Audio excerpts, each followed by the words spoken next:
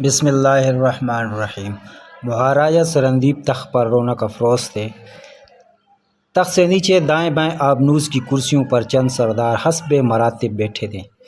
راجا کے دائیں ہاتھ سب سے پہلے کرسی راج کمار ادے رام کی تھی۔ راج کمار ایک خوش شکل اور باروب نوجوان تھا۔ کرسیوں کے پیچھے دو قطاروں میں چند عہدیدار ہاتھ باندھے کھڑے تھے۔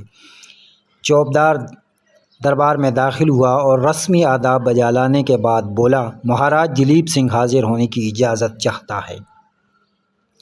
راجا پریشان ہو گیا اور بولا، دلیپ سنگھ آ گیا ہے، ابو الحسن اور اس کے ساتھی کہاں ہیں؟ چوبدار نے جواب دیا، مہاراج ان میں سے ان کے ساتھ کوئی نہیں، ایک عرب نوجوان ہے اور وہ بھی آپ کی خدمت میں حاضر ہونا چاہتا ہے۔ راجا نے بے قرار ہو کر کہا، بلاؤ انہیں جلدی کرو۔ چوبدار کے واپس جانے کے تھوڑی دیر بعد دلیپ سنگھ ایک 20-22 سالہ عرب نوجوان کے ہمراہ داخل ہوا۔ دلیپ سنگھ کے ہاتھوں میں چاندی کی ایک تشت تھی جس میں سونے کی ایک ڈبیا ایک خنجر تھا۔ خنجر کے دستے میں بیش قیمت ہیروں کے نگینے جگمگا رہے تھے۔ دلیپ سنگھ دروازے اور تخت کے درمیان مختلف مقامات پر 3 بار جھکا، پھر آگے بڑھا اور راجا کے سامنے تشت رکھنے کے بعد باقاعدہ ہاتھ باندھ کر کھڑا ہو گیا۔ لیکن اس دوران میں راجا، ولی عہد اور باقی حاضرین دربار کی نگاہیں زیادہ تر اس نوجوان ساتھی کے چہرے پر مرکوز تھی۔ یہ زمانہ جس سے ہماری داستان تعلق رکھتی ہے، عرب کے صحرا نشینوں کی تاریخ کا سنہری زمانہ تھا۔ اسلامی فتوحات کی سیلابی موجوں کے سامنے اس سے کئی سال قبل کھڑے مضبوط ترین قلعوں کی دیواریں کھوکھلی ہو چکی تھیں اور اب ایک زبردست ریلا انہیں خس و خاشاک کی طرح بہا لیے جا رہا تھا۔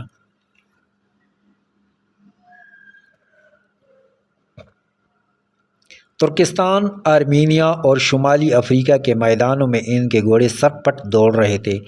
فتوحات کے سیلاب کی ایک لہر مشرق میں مکران تک پہنچ گئی۔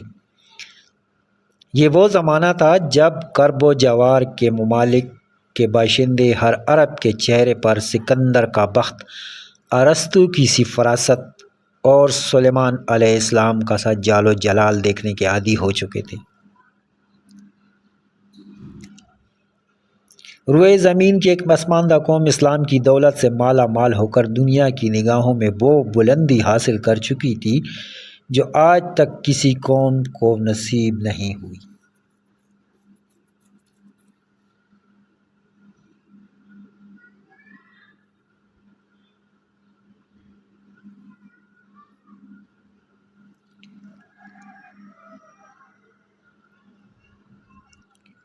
سیلون سرندیپ کے راجا کے دربار میں وہ نوجوان کھڑا تھا جس کے آباء و اجداد یرموک اور قادسیہ کی جنگوں میں مشرق اور مغرب کی دو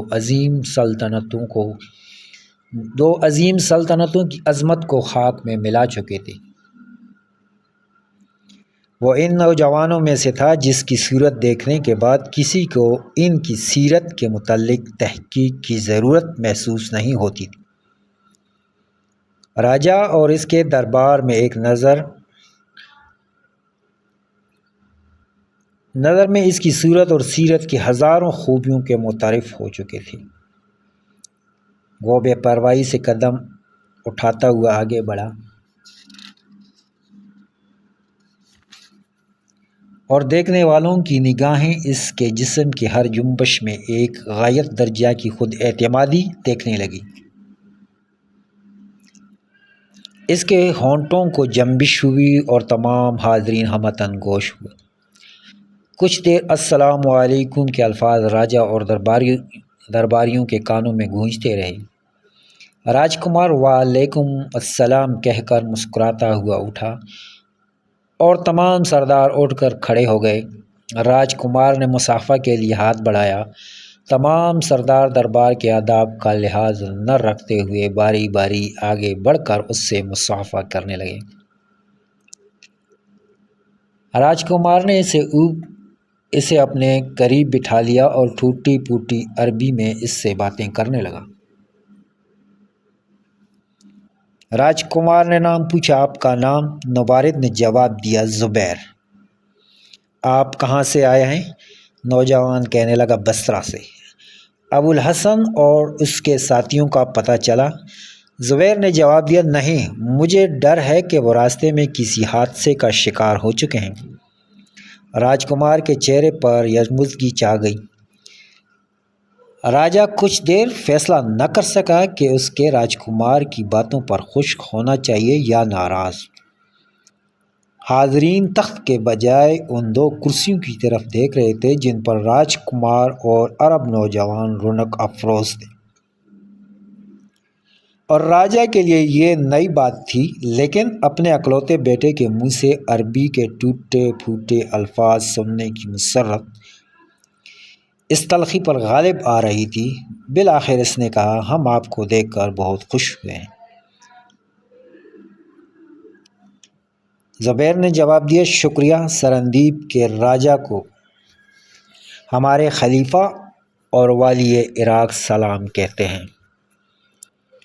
یہ فقرہ نصف عربی اور نصف سرندیپ کی زبان میں ادا کیا گیا۔ راجہ اور ولی عہد کی مسکراہٹ دیکھ کر تمام درباری ہنسنے لگے۔ راجہ نے پوچھا، آپ نے ہماری زبان کہاں سے سیکھی؟ زبیر نے دلیپ سنگھ کی طرف اشارہ کرتے ہوئے جواب دیا، یہ میرے استاد ہیں۔ راجہ اور درباریوں نے دلیپ سنگھ کو پہلی دفعہ توجہ کا مستحق سمجھا۔ راجہ نے کہا، ہاں دلیپ، ابوالحسن کا کچھ پتہ نہیں چلا؟ دلیپ سنگھ نے جواب دیا، مہاراج، اس سال ہمارے ملک کا کوئی جہاز عرب کی کسی بندرگاہ تک نہیں پہنچا۔ بصرہ، مکہ، مدینہ اور دمشق میں ہر جگہ ان میں سے کسی نہ کسی کے رشتہ دار موجود ہیں، لیکن سب نے یہی بتایا کہ وہ حج پر نہیں پہنچے۔ واپسی پر میں ہر بندرگاہ سے ان کا سراغ لگاتا ہوا آیا ہوں، لیکن ایسا معلوم ہوتا ہے کہ سندھ کے ساحل کے قریب ان کا جہاز کسی حادثے کا شکار ہو چکا ہے۔ مہاراج، میں نے دمشق کے بادشاہ اور عراق کے حاکم کو جو تحائف بھیجے تھے وہ بھی ان کے پاس نہیں پہنچے، لیکن پھر بھی وہ آپ کا شکریہ ادا کرتے ہیں۔ میں ان کی طرف سے یہ تحائف آپ کی خدمت میں لایا ہوں۔ اس سونے کی ڈبیا میں ایک ہیرا ہے، یہ دمشق کے بادشاہ نے بھیجا ہے، اور یہ خنجر عراق کے حاکم نے۔ میں عربی نسل کے 8 گھوڑے بھی لایا ہوں، 4 سفید ہیں جو بادشاہ نے دیے ہیں، اور 4 مشکی ہیں جو عراق کے حاکم نے بھیجے ہیں۔ انہیں شاہی استبل میں پہنچا دیا گیا ہے۔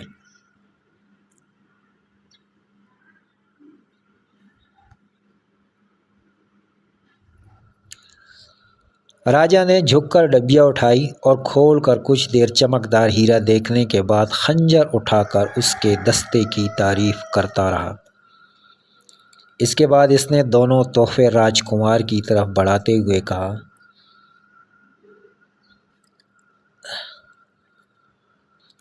دیکھو راجکمار، یہ تحفہ اس بادشاہ کا ہے جس کا لوہا ہر لوہے کو کاٹتا ہے، جس کی سلطنت میں کئی دریا، کئی پہاڑ اور کئی سمندر ہیں، جس کے سپاہی پتھر کے قلعوں کو مٹی کے گھروندے سمجھتے ہیں اور گھوڑوں پر سوار ہو کر دریاؤں کو عبور کرتے ہیں۔ اور یہ خنجر مجھے عراق کے حاکم نے بھیجا ہے، جس کے نام سے بڑے بڑے بادشاہ کانپتے ہیں۔ راجکمار کسی اور خیال میں تھا۔ اس نے یہ دونوں چیزیں بے پرواہی سے دیکھیں اور وزیر کے ہاتھوں میں تھما دی۔ یہ تحائف جنہیں سرندیپ کا سادہ دل راجہ روئے زمین کے تمام خزانوں سے زیادہ قیمتی سمجھتا تھا، یک کے بعد دیگرے تمام درباریوں کے ہاتھوں میں گردش کرنے کے بعد پھر راجہ کے پاس پہنچ گئے۔ وہ کبھی خنجر کا دستہ ٹٹولتا، کبھی ڈبیا کھول کر دیکھتا۔ بالآخر اس نے زبیر کی طرف دیکھا اور کہا، میرا جی چاہتا ہے کہ میں اپنی آنکھوں سے تمہارے بادشاہ کو دیکھوں۔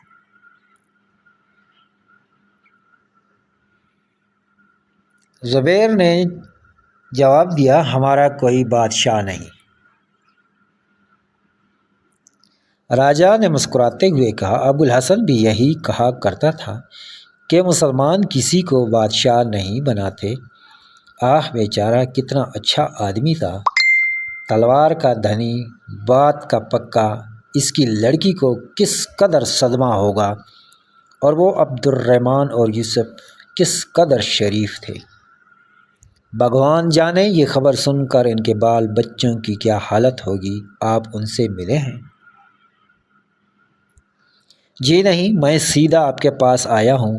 زبیر نے اپنی جیب سے ایک خط نکال کر راجہ کو پیش کرتے ہوئے کہا، یہ خط مجھے بصرہ کے حاکم نے دیا ہے۔ اور راجہ نے دلیپ سنگھ کو اشارہ کیا۔ دلیپ سنگھ نے زبیر سے خط لے لیا اور اسے کھول کر ترجمہ سنانے لگا۔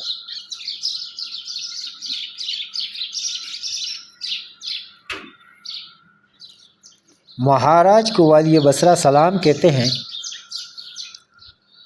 وہ عرب تاجروں کی بیواؤں اور یتیم بچوں کے ساتھ نیک سلوک کے ممنوع ہیں۔ ان کی خواہش ہے کہ مہاراج ان بیواؤں اور یتیم بچوں کو بصرہ پہنچا دینے کا بندوبست کریں۔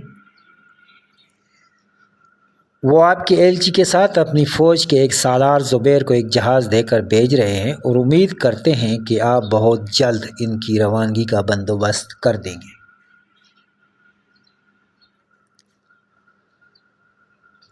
والی بصرہ کا خیال ہے کہ ابوالحسن اور اس کے ساتھی ہندوستان کے مغربی ساحل پر کسی حادثے کا شکار ہو گئے ہیں۔ اگر یہ پتہ چلا کہ ان کا جہاز کسی علاقے کے بحری لٹیروں نے غرق کیا ہے تو انہیں سزا دینے میں کسی قسم کی تاخیر نہ ہوگی۔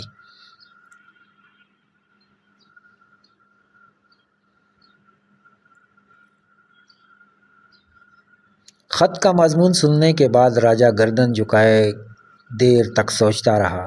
زبیر نے راج کمار کی طرف دیکھا، وہ آبدیدہ ہو کر چھت کی طرف دیکھ رہا تھا۔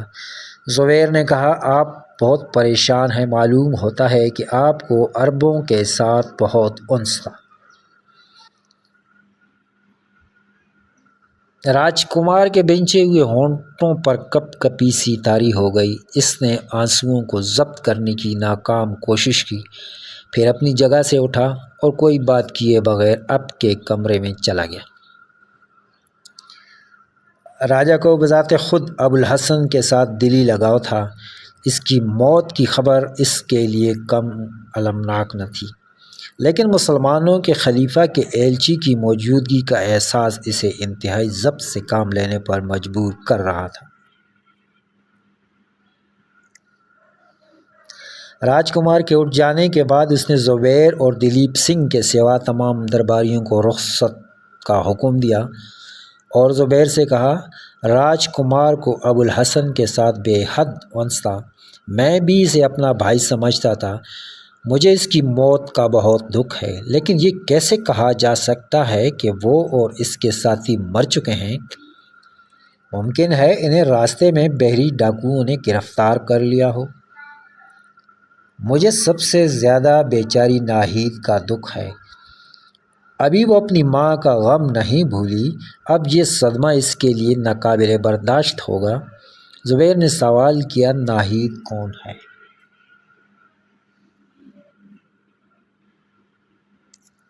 راجہ نے جواب دیا، وہ ابوالحسن کی اکلوتی بیٹی ہے، میں بھی اسے اپنی ہی بیٹی سمجھتا ہوں، بہت اچھی لڑکی ہے۔ اس کے بعد راجہ دلیپ سنگھ کی طرف متوجہ ہوا۔ دلیپ سنگھ،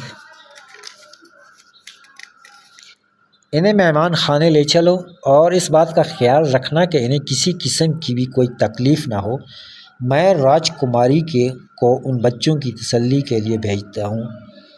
زبیر نے جواب دیا، میں سیدھا آپ کے پاس چلا آیا، ان بچوں کو ابھی تک نہیں دیکھا۔ بہت اچھا دلیپ سنگھ، میں انہیں آپ کے پاس لے جاؤں گا۔